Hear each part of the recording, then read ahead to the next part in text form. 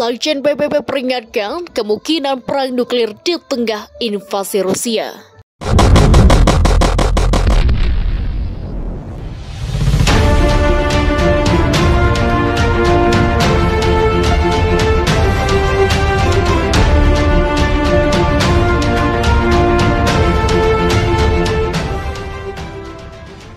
Sekretaris Jenderal Perserikatan Bangsa-Bangsa atau PBB, Antonio Guterres, memperingatkan tentang kemungkinan bahwa krisis Ukraina-Rusia dapat meningkat terjadi perang nuklir.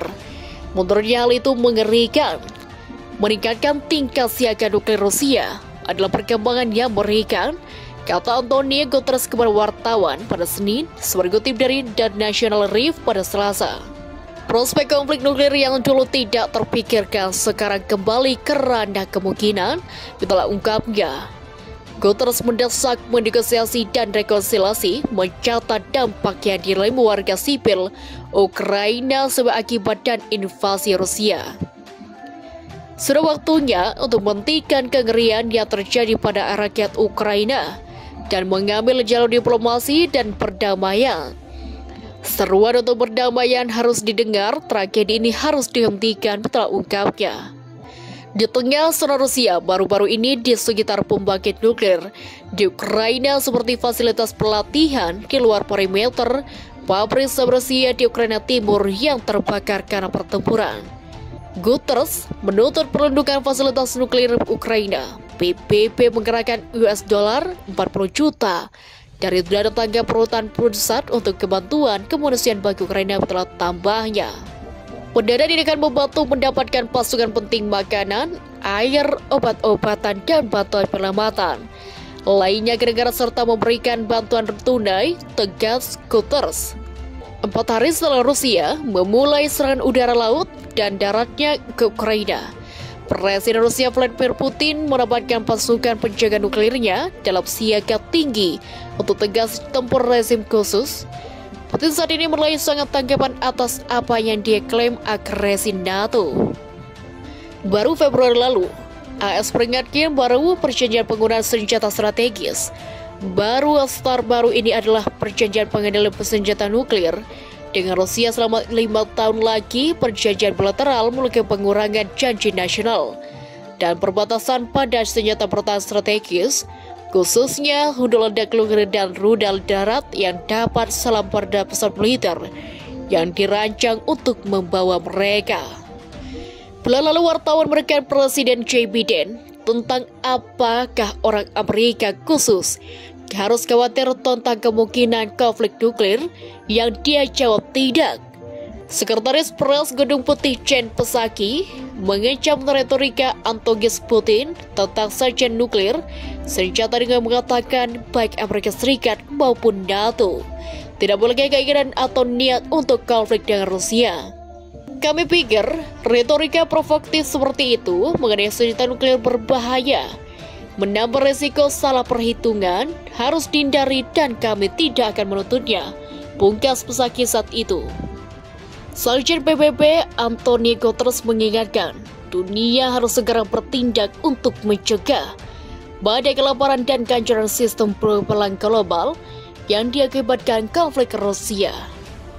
Perang beresiko memicu konsekuensi luas bagi pasukan makanan global yang akan berdampak buruk pada orang miskin.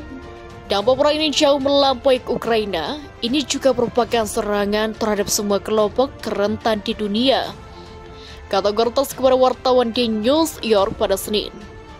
Sebelum perang, negara-negara berkembang setengah mati pulih dari pandemi dengan rekor inflasi, kenaikan suku bunga, dan beban utang yang menjulang. Sekarang, keranjang roti mereka dibom, itulah imbuhnya. Guterres mencatat Ukraina menyediakan lebih dari setengah pasukan gandum program pangan dunia. Dia mengingatkan saat ini indeks harga pangan global PBB berada di level tertinggi yang pernah ada.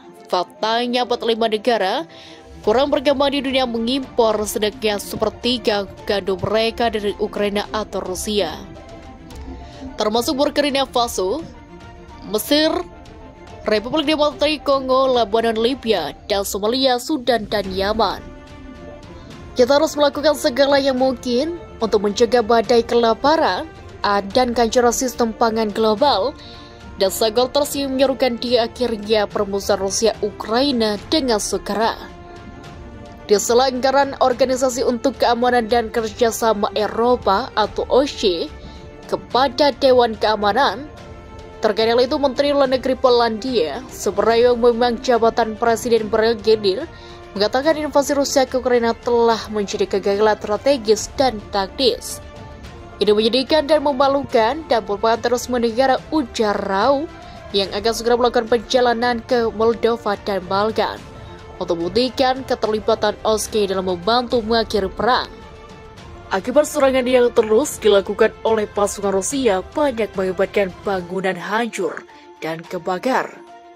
Api berkobar dari gedung apartemen saat petugas pemadam kebakaran menyelamatkan orang-orang dari tetangga. Asap mencekik udara. Seorang petugas pemadam kebakaran di tempat kejadian mengkonfirmasi suatu telah tewas dan beberapa lainnya diselamatkan. Tetapi yang lain tetap berada di dalam ketika penyelamatan mencoba menjangkau mereka. Pasukan Rusia meningkatkan serangan semalam di pinggiran barat Laut Irpen, Hostomel dan Buka kepada kepala wilayah Okiv Oleksiy Kuleba. Banyak jalan di daerah itu telah berubah menjadi bubur, baja, dan beton. Orang-orang telah bersembunyi selama berseminggu-minggu di ruang bawah tanah dan takut untuk keluar bahkan untuk evakuasi, kata Kuleba di televisi Ukraina. Pasukan Rusia coba memperbarui upaya untuk merebut Mariupol di selatan dan melancarkan serangan artileri baru di pusat kota Kharkiv di timur, kata Staf Umum Angkatan Bersenjata Ukraina dalam sebuah pernyataan Facebook. Yang mengklaim pasukan Ukraina telah membunuh 180 tentara Rusia dan menghancurkan 2 tank Rusia dalam pertempuran untuk Mariupol. Tetapi secara keseluruhan, hampir semua serangan militer Rusia tetap berhenti setelah membuat sedikit kemajuan selama akhir pekan, menurut seorang pejabat senior pertahanan AS yang berbicara dengan syarat anonim untuk membahas penilaian Pentagon. Pasukan Rusia masih sekitar 15 km atau 9 mil dari pusat Kiev, kata pejabat itu. Pihak berwenang Ukraina mengatakan 2 orang tewas ketika Rusia menyerang sebuah pabrik pesawat di Kiev yang memicu kebakaran besar. Pabrik Antonov adalah pabrik pesawat terbesar di Ukraina dalam memproduksi banyak pesawat kargo terbesar di dunia. Kantor Kerjasama Umum Ukraina pada hari Selasa merilis rincian 2 serangan mematikan Rusia sehari sebelumnya.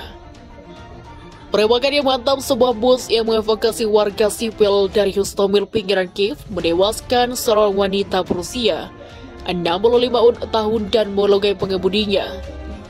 Dan serangan artileri yang menghantam investasi dan pasar terbuka menewaskan 10 orang. Tembakan artileri Rusia juga menghantam gedung apartemen 9 lantai di Dosi utara kota itu, menewaskan 2 orang lagi, kata pihak berwenang. Dan seorang udara Rusia di dekat pos pemeriksaan Ukraina menyebabkan keurusan parah di lingkungan pusat kota Kiev.